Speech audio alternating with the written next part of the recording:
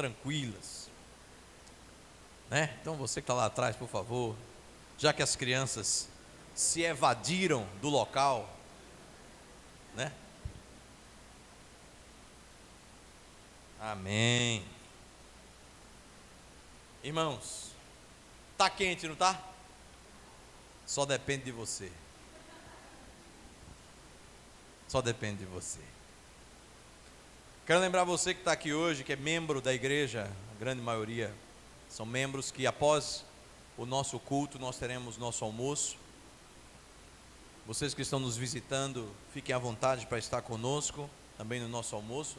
Mas eu quero lembrar os membros da igreja que após o nosso almoço nós teremos aqui a nossa reunião administrativa ministerial da igreja, onde nós iremos tratar temas administrativos da igreja. Então vocês todos estão convidados, mas muito mais aqueles membros que estão aqui estão convocados. Esperar que o pessoal da técnica resolva o problema do meu microfone, né? Que está parecendo que eu estou dentro de uma lata de Neston vazia. Oi, Vitor Jambo. Oi, melhorou? Amém, glória a Deus. E nós iremos hoje continuar a nossa série do Credo Niceno, né? Estamos estudando o Credo Niceno e estamos parados há quase um mês no Espírito Santo, né? Mas isso é muito bom. Algumas pessoas vieram falar comigo na última pregação, antes do domingo passado, da Páscoa, dizendo que era muito importante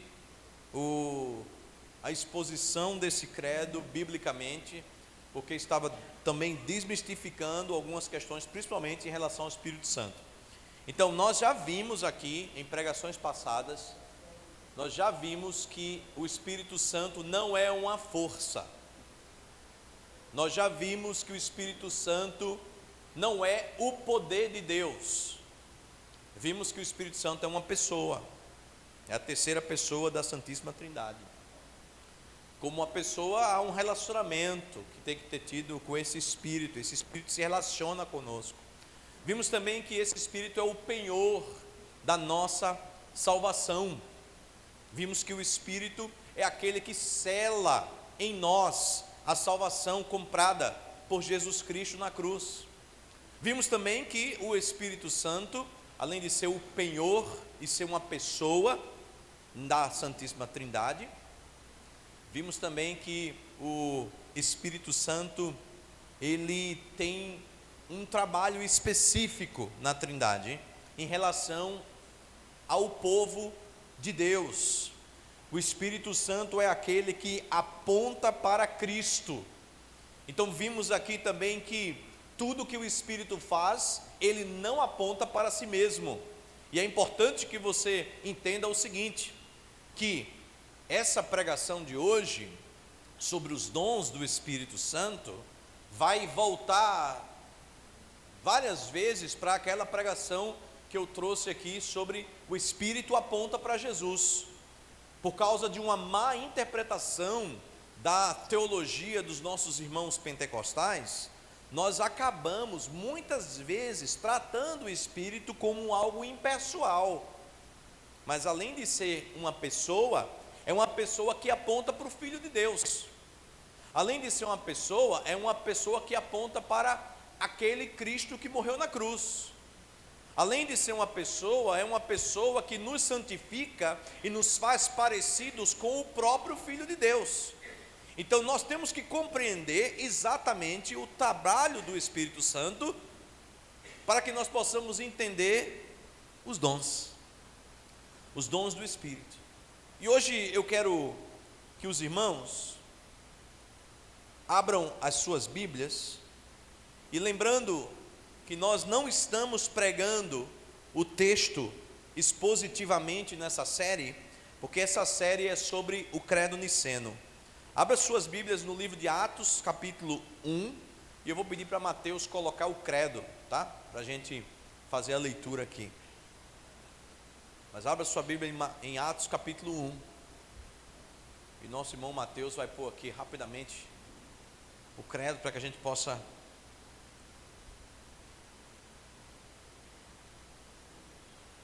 Irmãos, Vamos ler aqui o credo que nós estamos estudando. Amém? Vamos lá?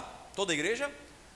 Creio em um Deus Pai, Todo-Poderoso, Criador dos céus e da terra, e de todas as coisas visíveis e invisíveis, e em um Senhor Jesus Cristo, o unigênito Filho de Deus, gerado pelo Pai antes de todos os séculos, Deus de Deus, luz da luz, verdadeiro Deus de verdadeiro, gerado, não feito, de uma só substância com o Pai, pelo qual todas as coisas foram feitas, o qual por nós homens e por nossa salvação desceu dos céus, foi feito carne pelo Espírito Santo da Virgem Maria, e foi feito homem, e foi crucificado por nós sob o poder de Pôncio Pilatos.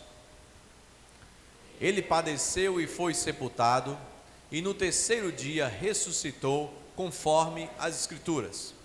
Subiu ao céu e assentou-se à direita do Pai, e de novo há de vir com glória para julgar os vivos, e o seu reino não terá fim. E no Espírito Santo, Senhor vivificador, que procede do Pai e do Filho, e com o Pai e o Filho conjuntamente é adorado, glorificado, e que falou através dos profetas. Creio na Igreja una, universal e apostólica. Reconheço um só batismo para a remissão dos pecados e aguardo a ressurreição dos mortos e da vida do mundo vindouro. Amém. Então hoje vamos trabalhar, falou pelos profetas, como o que nós cremos do Espírito Santo em relação aos dons. E é interessante porque nessas últimas 3, 4 pregações sobre o Espírito Santo, nós não tratamos sobre dons. E geralmente as pessoas, quando elas escutam sobre o Espírito Santo, elas sempre querem tratar sobre dons, porque elas acham que o Espírito Santo é sinônimo de dom. Elas muitas vezes minimizam a pessoa do Espírito Santo meramente com aquela pessoa ou aquela força, que eu já expliquei que não é uma pessoa, da Trindade, que dá aos homens dons e talentos sobrenaturais para fazer coisas incríveis, como se fosse um grande espetáculo, para só Deus sabe cumprir o quê.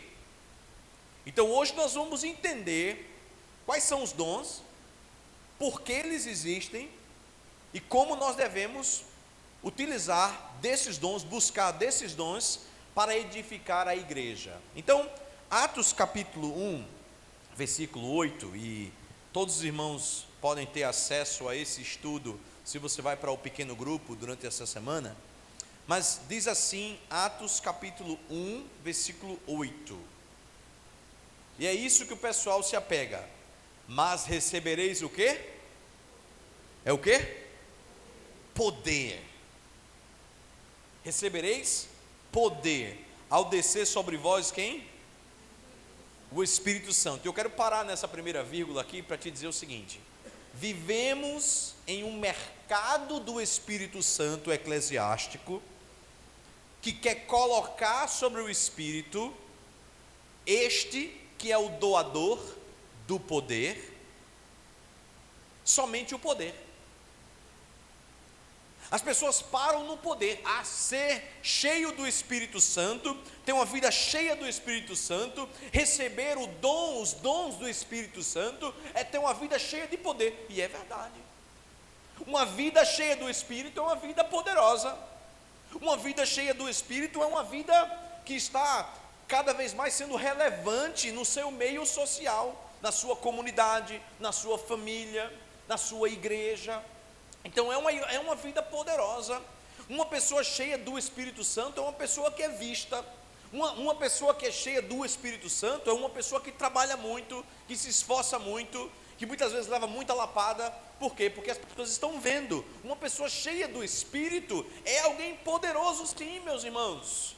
Nisso nós não vamos discordar e nós queremos buscar o poder do Espírito. Você gostaria de buscar o poder do Espírito Santo na sua vida, sim ou não?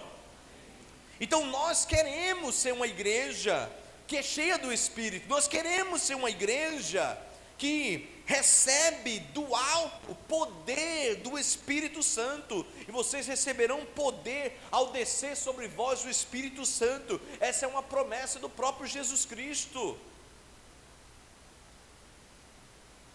Mas a pergunta não é qual poder, a pergunta é poder para quê? Poder para quê? Para que você quer poder? Para que nós temos poder? Por que ter poder? O que você faz com esse poder? E aí o próprio versículo, a Bíblia é autoexplicativa, vai dizer o seguinte: mas recebereis poder ao descer sobre vós o Espírito Santo, e sereis minhas testemunhas.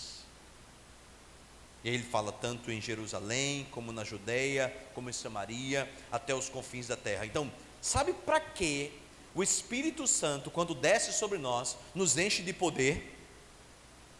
Sabe para quê? Não é para você montar um circo e dizer: venha ver como esse profeta é poderoso. Não é para você montar um culto dos milagres, o culto da vitória, o culto do poder, o culto das coisas impossíveis, o culto do sabonete do Espírito Santo, o culto do cuspe de Jeová. Não. O poder vem sobre os discípulos, e Jesus diz: para que existe esse poder? Para que os discípulos sejam testemunhas de Jesus, para que os discípulos não abram da parada em momento nenhum. Tudo que eles fazem, eles precisam testemunhar de Jesus. Se você joga bola, você tem que testemunhar jogando bola. Se você é um juiz de direito, você tem que testemunhar de Cristo como um juiz de direito, se você é cheio do Espírito Santo. Se você é uma professora, você é uma professora cheia do Espírito Santo, que testemunha a respeito de Jesus Cristo. Você fala sobre Jesus. Se uma pessoa é cheia do Espírito Santo, o assunto dela é Jesus. Se uma pessoa é cheia do Espírito Santo, tudo que ela fala, tudo que ela faz, tudo que ela pensa, tem a ver com Jesus. Ela testemunha a respeito de Jesus. Então, meus irmãos,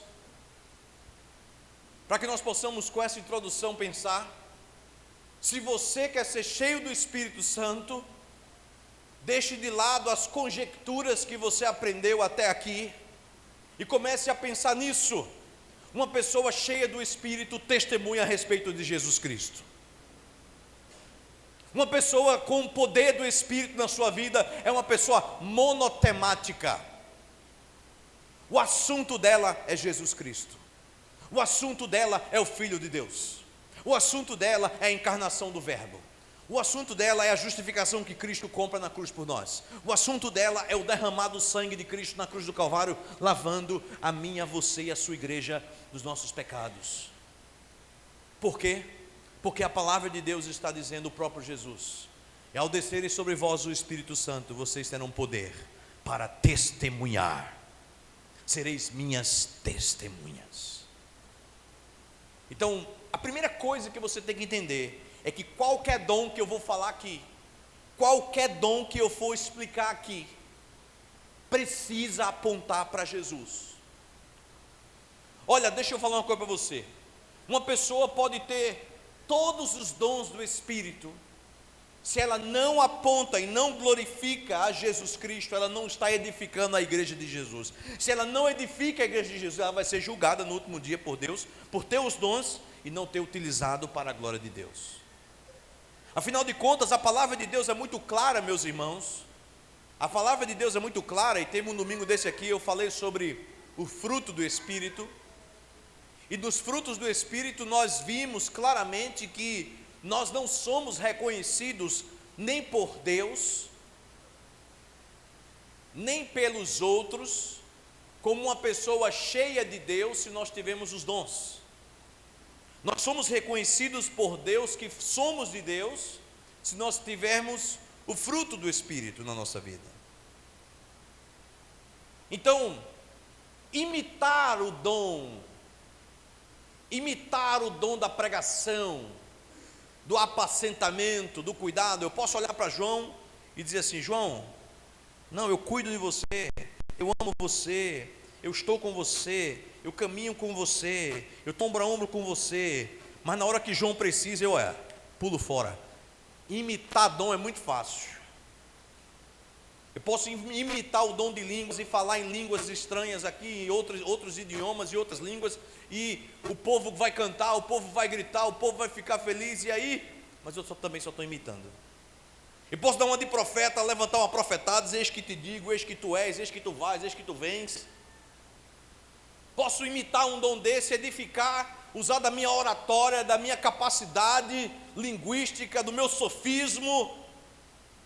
E eu posso ludibriar as pessoas, ou enganar as pessoas, ou apelar para as emoções das pessoas. E eu falei alguns domingos aqui, existem homens e mulheres no Brasil e no mundo, principalmente os coaches, que arregimentam para si mesmos exércitos de pessoas que veem neles dons miraculosos,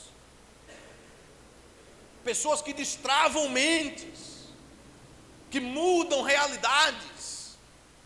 Mas que quando a pessoa sai daquela conferência com aquela pessoa na segunda-feira, a vida é a mesma, não muda, porque não houve uma mudança, houve somente alguém que era bom de conversa. Então lembre-se, imitar dom, qualquer um imita. Eu posso imitar o dom de um profeta, o dom de um apóstolo, o dom de um pastor, mas você não imita fruto.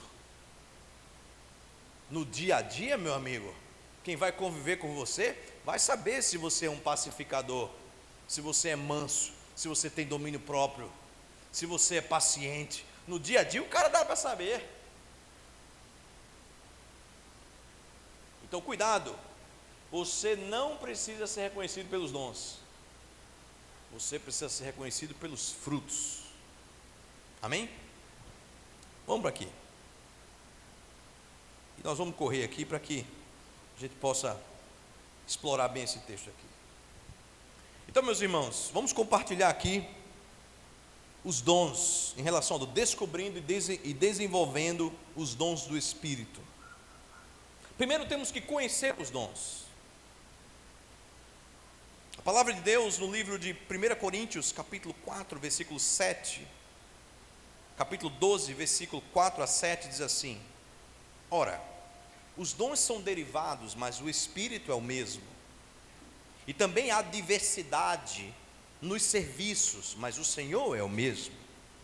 E há diversidade nas realizações, mas o mesmo é o Deus que opera tudo em todos. A manifestação do Espírito é concedida a cada um, visando um fim proveitoso. Assim, meus irmãos, nós temos que, lendo nessa passagem, buscar a Deus em oração, para que nós possamos ter um dom que nos ajude a glorificar a Deus e edificar a sua igreja. Pedir com discernimento, para que o Senhor nos mostre, por meio das nossas vidas, daquilo que estamos vivendo, quais são os dons ou o dom que o Espírito Santo está trabalhando em nós para que nós possamos edificar a igreja. Se você não conhece os dons, os dons que você tem que orar. Você tem que buscar a Deus. Você precisa buscar no Senhor esses dons. Primeiro, que ninguém escolhe o dom que quer ter, mas você ora para que o Senhor, por misericórdia, te dê aquele dom. Então, por um lado, você não escolhe, não é uma decisão sua, não é uma concessão sua, mas por outro lado, a palavra está dizendo que se você orar, você deve discernir quais são os dons na sua vida que você deve glorificar a Deus. Eu quero ler aqui para você quais são esses dons. E eu vou citar o versículo bíblico e vou citar quais são os dons. E aí, eu quero que a igreja faça um exercício, tá? Essa é uma pregação junto com a escola bíblica dominical, tá? Eu não espero que você aguarde a minha performance como orador, mas você preste atenção no que eu vou falar, para que você sinta ou veja se é uma resposta de oração essa pregação para o que você está orando sobre os seus dons. Dom de profecia. Comunica a palavra de Deus para exortar e edificar em tempos oportunos. Receber de Deus, da sua palavra, uma palavra de encorajamento para a comunidade, exortação e até correção para a igreja. Em 1 Coríntios 14, 3 diz: mas o que profetiza fala aos homens para edificação, exortação e consolação. Foge desse negócio do eis que te digo. Mas eu acredito que Deus pode sim levantar homens e mulheres dentro da igreja para trazer uma palavra de Deus, não sua, de Deus, para fazer o que Paulo está dizendo em 1 Coríntios 14, 3: edificar, exortar e consolar. Então, o dom de profecias é o dom daquela pessoa que sabe aplicar exatamente no seu contexto para te edificar, exortar e consolar uma palavra que vem de Deus, mas que está com as suas raízes firmes na própria palavra de Deus, não no seu próprio entendimento. Então, qual é o filtro desse dom? É a própria Bíblia, é a própria palavra. A palavra de Deus, ela precisa corroborar com aquela palavra. Deixa eu contar um exemplo para vocês. Olha, a Bíblia é muito clara sobre como deve ser o seu casamento, ok? E aí eu me levanto um dia e digo assim: ei, vigia, viu? Vigia na tua vida, viu, mulher? Vigia na tua vida, porque Deus está me mostrando que esse homem aqui, por onde passa, as mulheres ficam olhando para ele. Deus está me mostrando, viu, mulher? Ô gente, pelo amor de Deus, está na cara, né? Está na cara. João é um cara bonito. Por onde passa, as mulheres vão olhar ele mesmo. Até os homens: rapaz, que bicho bonito, arretado, né? Mas cuidado, viu?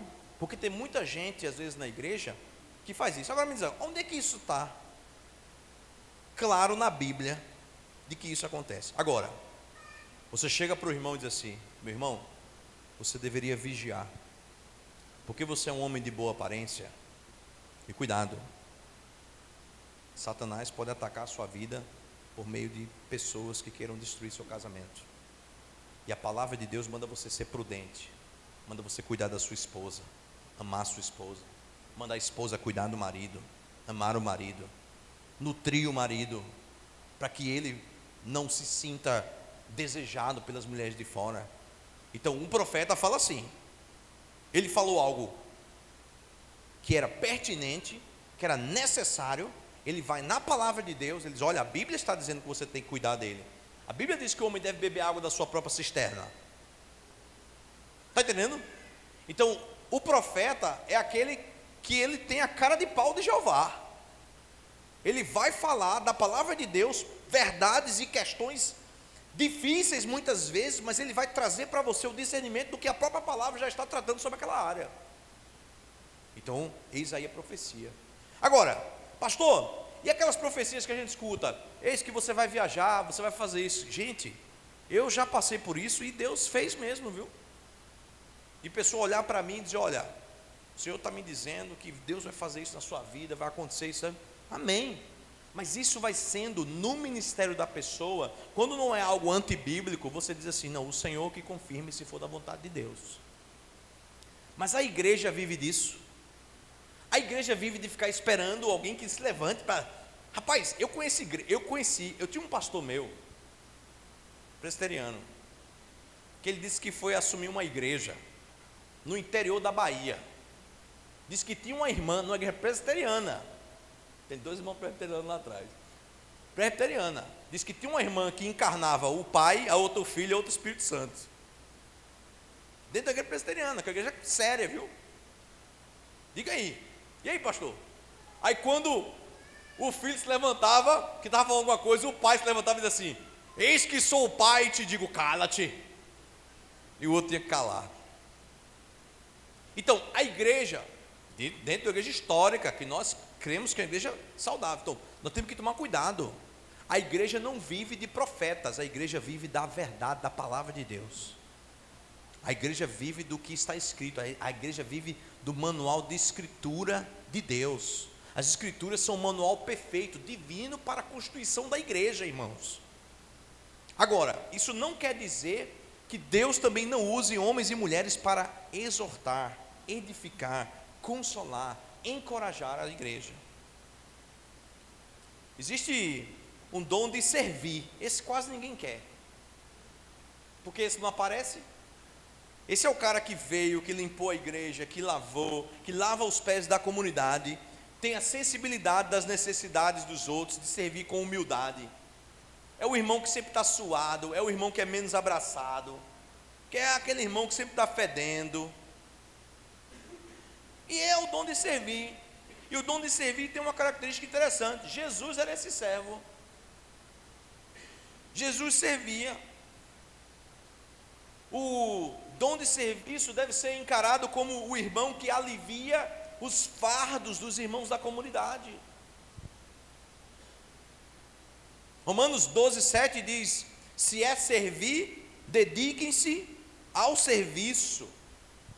Se você tem um dom de servir, faça. A palavra serviço significa ministério. Um servo é um ministro. Todo ministro é um servo.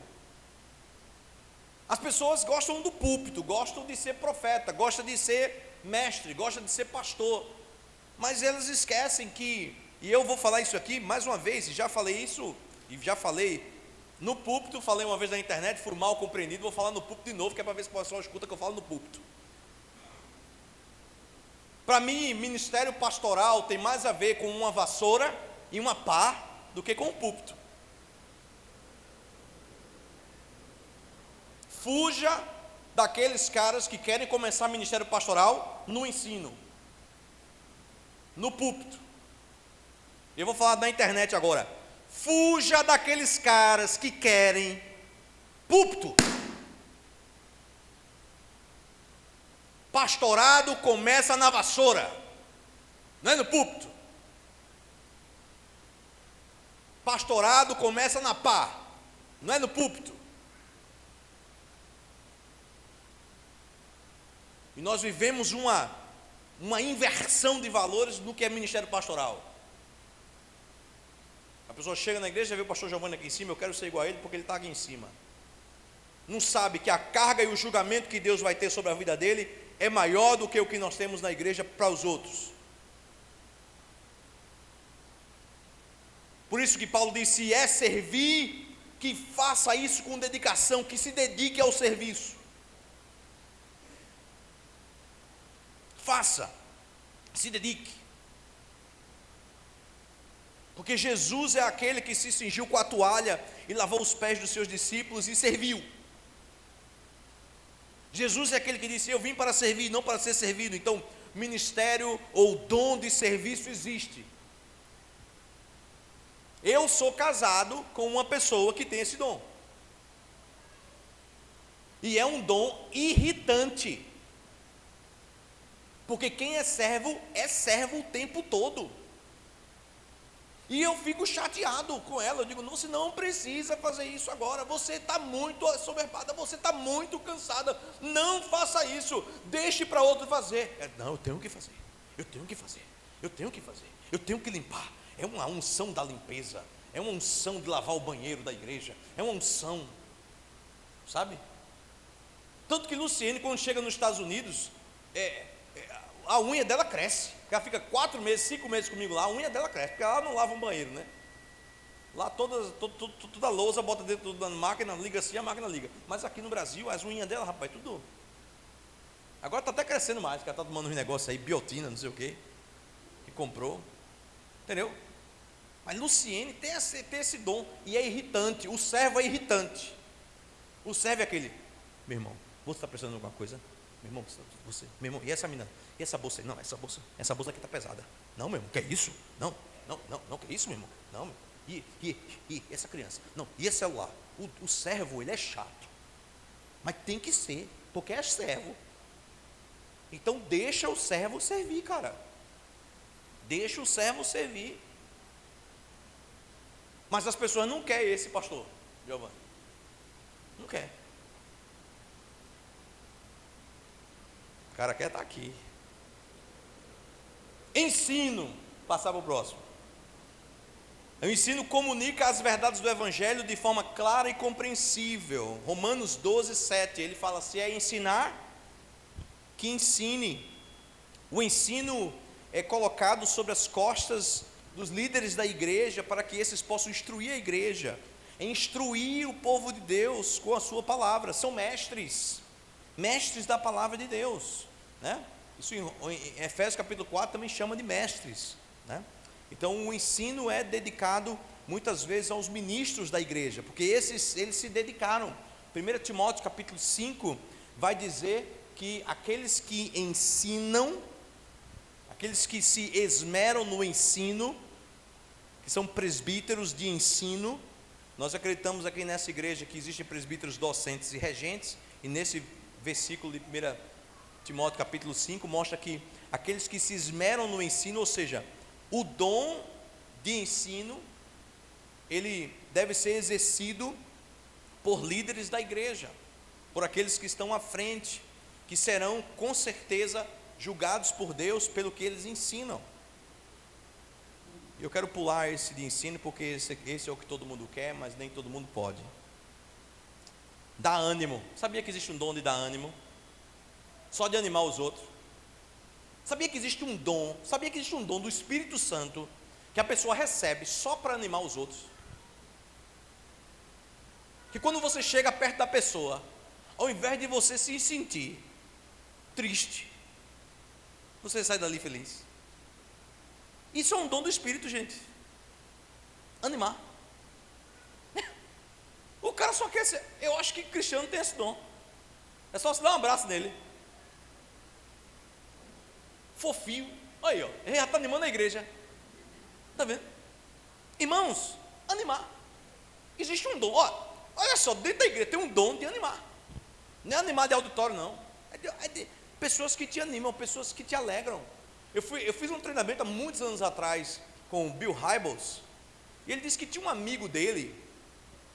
O pastor Bill Hybels era pastor de uma igreja em Chicago, a Willow Creek, há muitos anos atrás. Eu e o Luciene fizemos um curso com esse cara, e ele falou um negócio interessante. Ele disse que tem um amigo dele, que toda vez que ele encontrava com um cara na rua, tipo, ele saía, aí ele encontrava com o cara no Walmart, no supermercado, que ele voltava para casa, ele chamava a esposa dele: fulana. Aí a mulher dele fazia assim: você encontrou com fulano, não foi? Diga aí, como é que a mulher sabia? Ele disse: quando você encontra com ele, você já chega diferente. Você já chega alegre, a sua voz muda, a sua entonação, porque ele te encorajou, ele te animou. Irmãos, isso é um dom do Espírito. O cara animar. O que dá ânimo, faça-o com dedicação. Romanos 12, 8. Espero que você esteja anotando aí, senão eu mando isso aqui depois. Tem um outro dom além de dar ânimo. Sabe qual é? O dom de contribuir.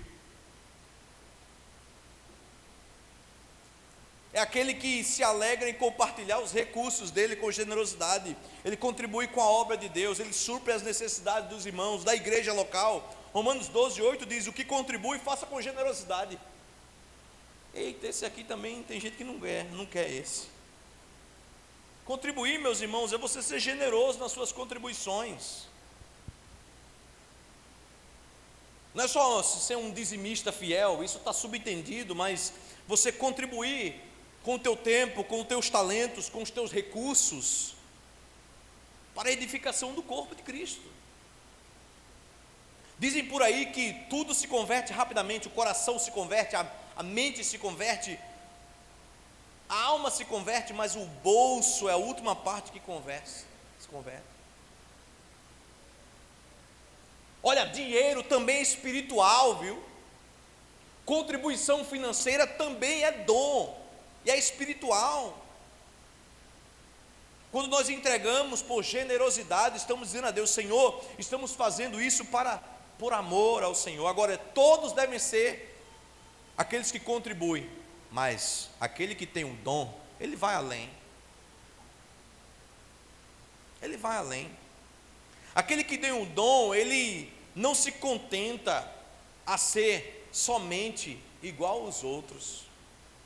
Aquele que tem um dom da contribuição, e eu vou dar um exemplo aqui, existe um irmão amado, Kim Balancing, amigo meu, que ele fala para mim o seguinte, ele fala: Bruno, o que Deus me deu, eu não posso contribuir igual aos outros,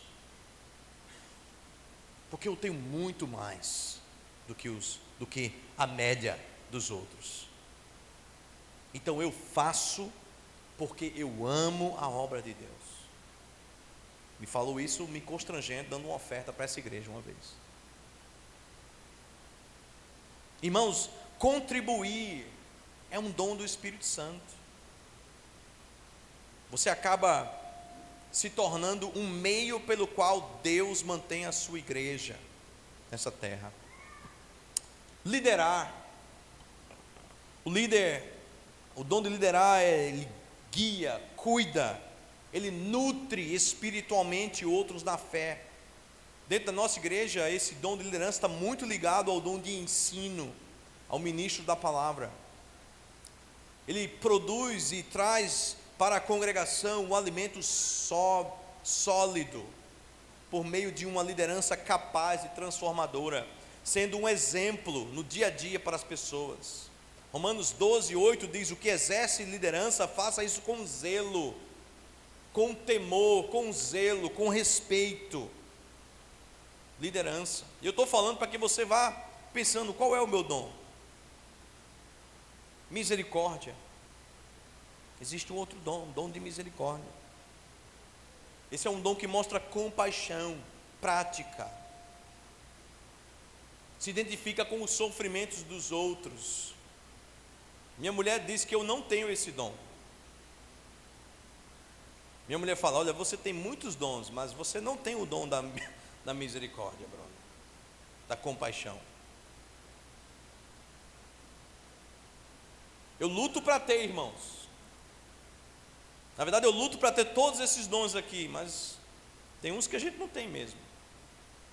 Sabe, aquela pessoa que oferece ajuda, conforto, que se põe no lugar do outro, que sofre a dor do outro.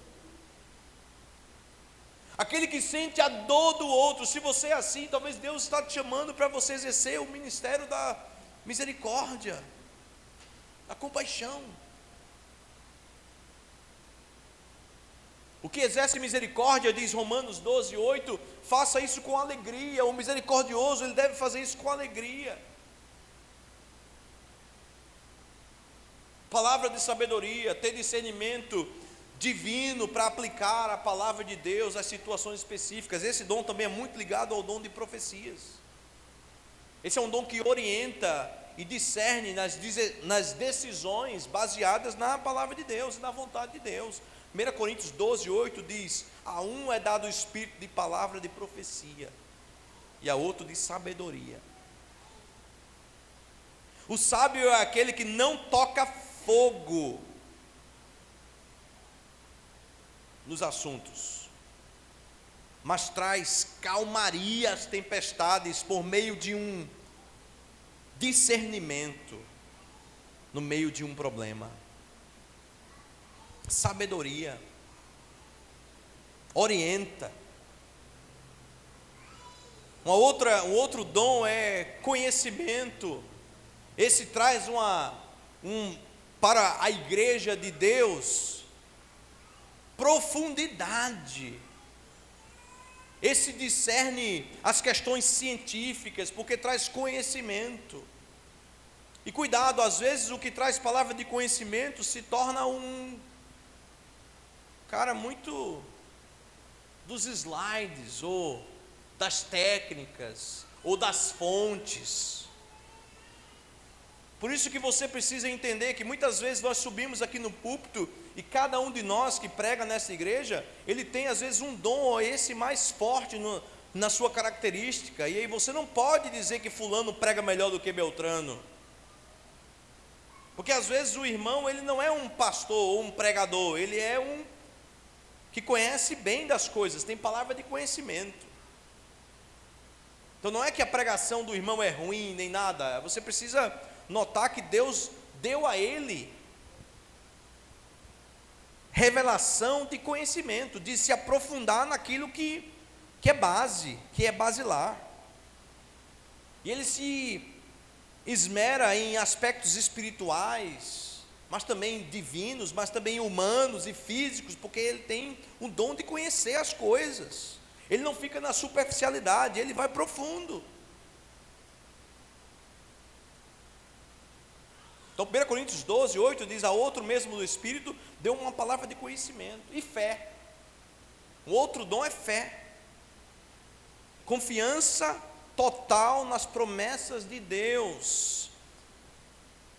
Irmãos, como a igreja precisa desses homens e mulheres que têm fé, que não abrem mão de confiar de que Deus está diante dos problemas e cuidando deles, demonstra fé inabalável nas promessas divinas, não se comove com o que está acontecendo ao seu redor. Quem tem fé sai do barco, quem tem fé caminha sobre as águas.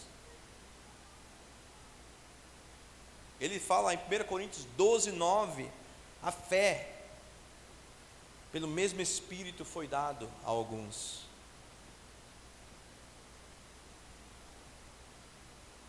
Muitas vezes aquele que tem fé, aquele que, quando você conversa com ele, ele se une também àquele que dá ânimo, porque a fé nos vivifica. Também tem os dons de curar. São aqueles irmãos que oram por enfermos e os enfermos são curados. Há uma linha da igreja que acredita que os dons miraculosos cessaram, mas irmãos, eu já presenciei Deus curar hoje em dia. Nós não podemos negar de que Deus ainda cura hoje em dia. O que nós não podemos pegar as más práticas dos falsos que pregam um evangelho muitas vezes voltado para a cura e tomar isso como se fosse o corpo de Cristo. Não, hoje em dia existem pessoas que oram e são curados. Eu já contei aqui histórias de cura que já aconteceram. Você só não pode transformar um dos dons do Espírito no mote da sua igreja ou da sua espiritualidade. Vamos naquela igreja porque eles têm uma unção de cura. O corpo de Cristo tem todos esses dons. Todos esses dons equilibrados devem servir para edificação. Já dizia um grande amigo meu, se esse dom de cura fosse tão forte hoje como era na Bíblia, nós não teríamos hospitais, porque a imaturidade dos crentes de hoje que tivesse esse dom, todos eles iriam para os hospitais curar as pessoas lá. Mas na época da Bíblia, os discípulos tinham e eles não iam nos hospitais fazer isso. Por quê? Porque o dom de cura, assim como qualquer outro dom, não serve simplesmente para você curar e livrar a pessoa de uma doença física, mas serve para você consolidar que há uma pessoa espiritual chamada Jesus Cristo, na pessoa do Espírito Santo, ainda transformando vidas, mudando realidades para a glória de Deus e para a edificação da igreja. Então, se alguém é curado hoje aqui de uma doença física, essa igreja não vai se tornar a igreja da cura da doença física, e sim a igreja onde Cristo é pregado, e por decisão dele e vontade dele, o Espírito Santo, por meio de um irmão, curou alguém, mas isso é para a glória de Deus. Nós não podemos fazer disso algo recorrente. A nossa esperança está em Cristo somente. Cristo é suficiente. Mesmo que nós não precisemos mais de nenhum milagre de cura, e mesmo que não existisse mais nenhum milagre de cura, a minha vida não iria mudar uma vírgula em relação a Cristo, porque Cristo é suficiente. Eu não posso ter uma espiritualidade baseada em um dos dons. A minha espiritualidade precisa ser baseada no doador dos dons, que é Jesus Cristo e o Espírito Santo. Mas eu não vou negar que haja dons de cura, de pessoas que vão orar e vão curar. Você só não pode fazer disso a sua espiritualidade principal. Se Deus fizer, Ele é Deus. Se não fizer, Ele é Deus. Se a porta abrir, Ele é Deus. Se fechar, continua sendo Deus. Não é isso assim que vamos dizer? Se a doença vier, se curado eu for, então se eu fico doente ou se eu sou curado, o que isso importa? Se Deus continua sendo Deus, se quando eu morrer eu vou para o céu de todo jeito, então para que serve o dom de cura? É o dom que quando ele acontece glorifica a Cristo e edifica a sua igreja. Não muda o habitat da igreja para ser a igreja da cura. Serve para apontar para Jesus.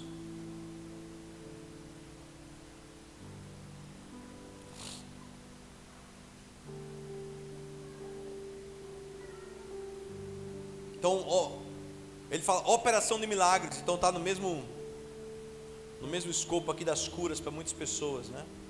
Demonstram o poder de Deus, testemunham o poder divino agindo em situações extraordinárias. 1 Coríntios 12, 10, a outra operação de milagres. A Bíblia também fala de discernimento de espíritos, que é perceber a origem espiritual por trás dessas manifestações do Espírito, identificar a influência de Deus, discernir se vem de Deus, se vem do ser humano ou se vem do maligno. 1 Coríntios 12, 10 diz: a outro deu discernimento de espíritos. Irmãos, isso é muito importante. É alguém que senta com você, escuta aquilo e fala assim: olha, mas isso não é de Deus. Isso não é de Deus. Temos que orar para que você tenha esse dom de discernir se isso é de Deus ou não. Falar em línguas, que é o que todo mundo estava esperando. Irmãos, existem duas escolas de quem fala em línguas dentro da boa teologia. Aqueles que dizem que fala em línguas serve para edificação própria, porque fala a Deus, falando de 1 Coríntios 14. E tem aqueles que dizem que falar em línguas é falar um outro idioma para a pregação do Evangelho, baseados em Atos capítulo 2. Irmãos, seja um ou seja o outro, tem que fazer o quê? Glorificar a Cristo, edificar a sua igreja. Qualquer um desses dois lados, você vai ter bons teólogos e bons doutores da palavra de Deus. Não estou falando dos extremistas, mas estou falando de ambos os lados. Aqueles que acreditam que esses dons cessaram ou que os dons continuam. Teremos bons homens de Deus que leem a Bíblia de maneira zelosa. Quem somos nós para dizer que um ou outro está certo ou está errado?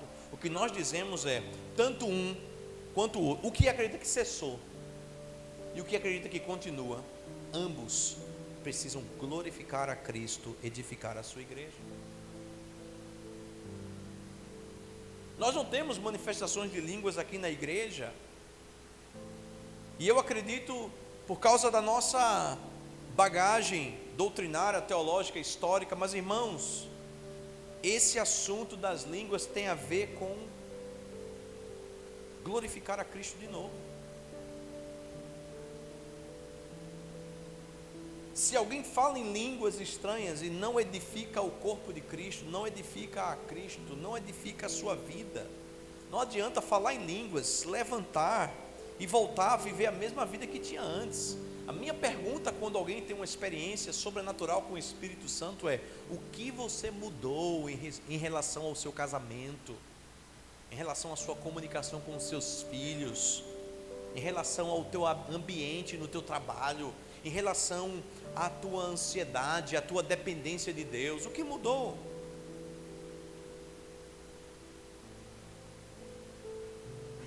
Se as pessoas continuam curando e falando em línguas e não mudou nada em suas vidas, o Espírito Santo não transformou nada nas suas vidas, como eu falei, os dons podem ser imitados. Em Azusa, na década de 20 do século passado, na Califórnia, um grupo de irmãos estavam reunidos e uma criança de 5 anos americana, falou em russo fluentemente com um casal de russos que estavam sentados na audiência.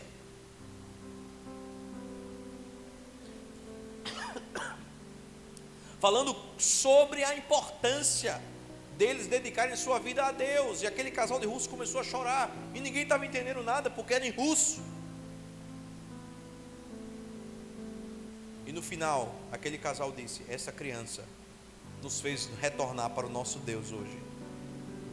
Esses dons existem, nós não vamos negar, não vamos fazer deles o mote da igreja, mas que sirva para a edificação, para a glorificação de Cristo. 1 Coríntios 12:10 diz: a outra variedade de língua. Também dá interpretação, aqueles que interpretam essas línguas para a edificação da igreja, para o benefício da congregação.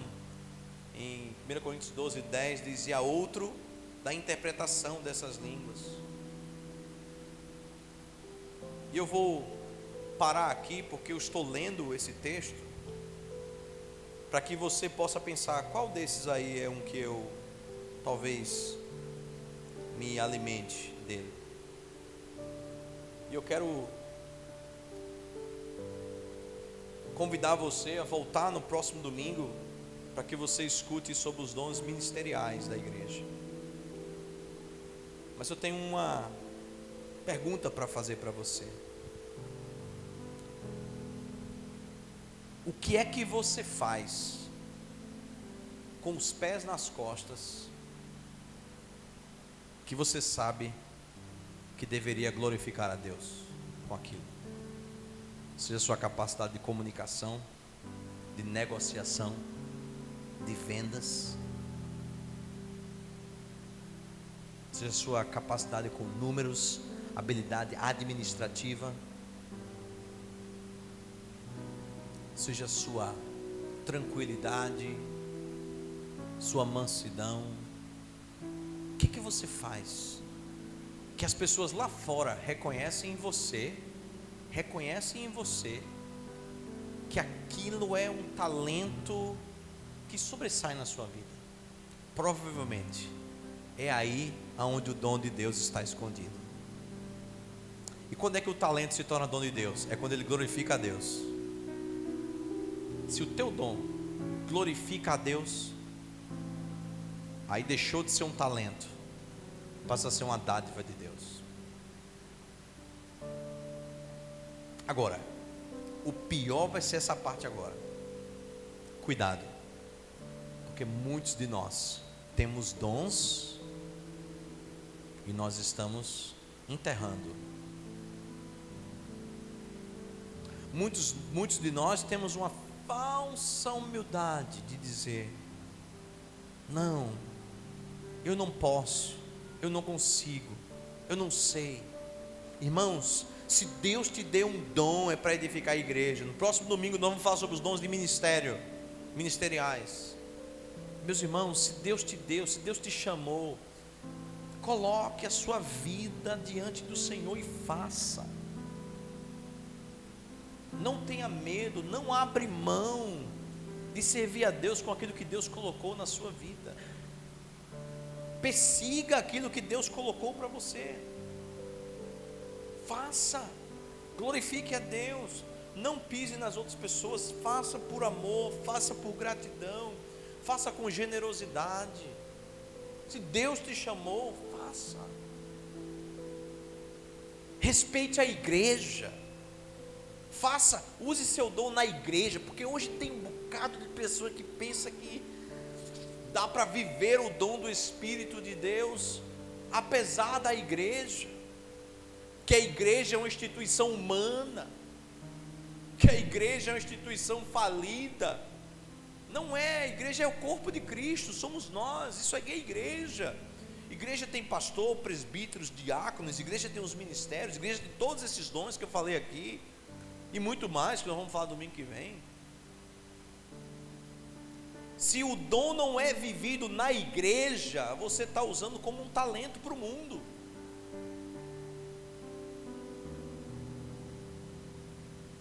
Vai dar resultado? Vai, mas não é para a igreja, não é o corpo de Cristo que está sendo beneficiado. O corpo de Cristo tem que ser beneficiado com o dom que Deus te deu.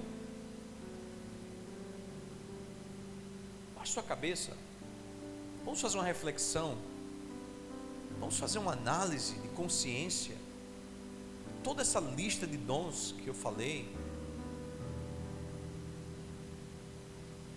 como você se vê no corpo de Cristo, como você tem sido usado no corpo de Cristo, como tem sido para você desenvolver este dom que glorifica a igreja de Jesus. Senhor, Pai, eu sei que essa pregação um pouco mais técnica, explicando cada dom, muitas vezes, Senhor, não é o esperado, porque nós também criamos uma cultura de que o púlpito tem que ter performance. Não. Nós temos que pensar hoje, Senhor, como igreja, se queremos daqui para frente continuar crescendo e nos desenvolvendo e chegando em corações de famílias, temos que pensar como indivíduos, mas também como corpo de Cristo. Quais são os dons que nós temos? Aqueles que têm o dom de servir, de instruir, de liderar, de animar, de contribuir.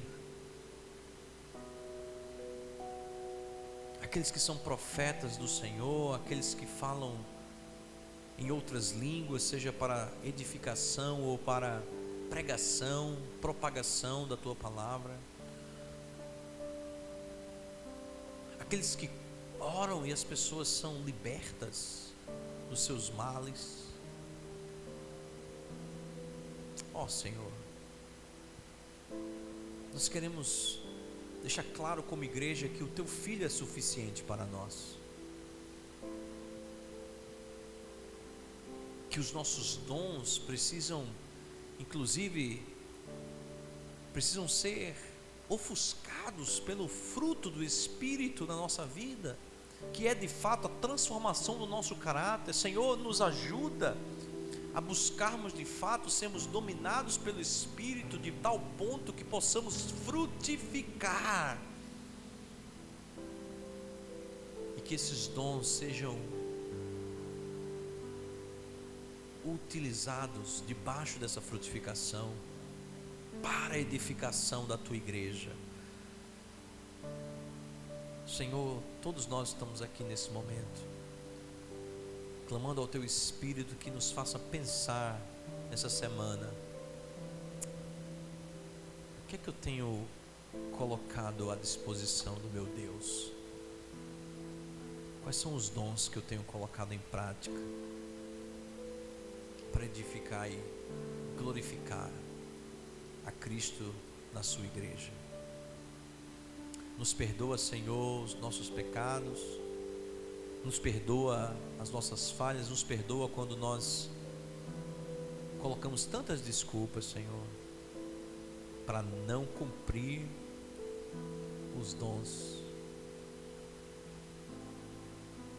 E que assim como Atos capítulo 1, versículo 8 diz, Senhor, possamos fazer, receber o teu Espírito Santo com poder, mas esse poder ser utilizado para testemunhar Cristo Jesus para o mundo. Assim nós oramos em nome de Jesus Cristo, aquele que vive e reina para todo sempre. Amém. Amém, irmãos. Semana que vem a gente vai continuar a lista aqui